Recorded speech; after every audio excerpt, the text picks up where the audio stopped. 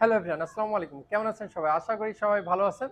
তো দেখতে পাচ্ছেন আমাদের সামনে রয়েছে ইয়ামাহা R15 ভার্সন 3 ব্ল্যাক কালারের যে বাইকটি। তো অলরেডি আমাদের সম্মানিত স্যার পারচেজ করে নিয়েছে এই বাইকটি। তো স্যার কোথা থেকে এসেছে এবং কেন ইয়ামাহা R15 ভার্সন 3 বাইক নিল সেটাই জানবো। স্যার আসসালামু আলাইকুম। ওয়ালাইকুম আসসালাম। স্যার আপনি কোথা থেকে এসেছেন? আমার বাসা মেহেরপুরেই, গ্রামের দিকে, আ পিরোজপুর ইউনিয়ন, কোন গ্রাম যদি একটু জানাতেন? কাঁঠালপোতা। আ ইয়ামাহা R15 ভার্সন 3 বাইকটা নেওয়ার পিছনের গল্পটা একটু জানতে চাচ্ছি। গল্প বলতে মানে শখ। শখ থেকেই নেওয়া হয় R15 ভার্সন 3, তাই তো? এর আগে কোন কোম্পানি কোন বাইক ইউজ করা হতো? এর আগে আমি জিক্সার ব্যবহার করছি, আরটিআর ব্যবহার করছি, পালসার ব্যবহার করছি, পালসার ডবল ডিস্ক ব্যবহার করছি। এর আগে R15 ভার্সন 3 কি চালানো হয়েছে ফ্রেন্ড সার্কেলে বা ভাই ব্রাদারের? হ্যাঁ, অবশ্যই চালানো হয়েছে।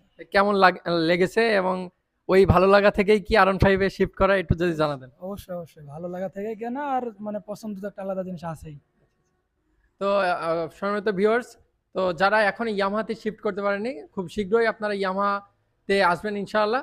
তো যারা যে বাইক চালাচ্ছেন তারা এক্সচেঞ্জ করে কিন্তু ইয়ামাহাতে শিফট করতে পারবেন। তো সবাই ভালো থাকবেন, সুস্থ থাকবেন এবং ইয়ামাহা পরিবারের সাথেই থাকবেন। Yes Yamaha.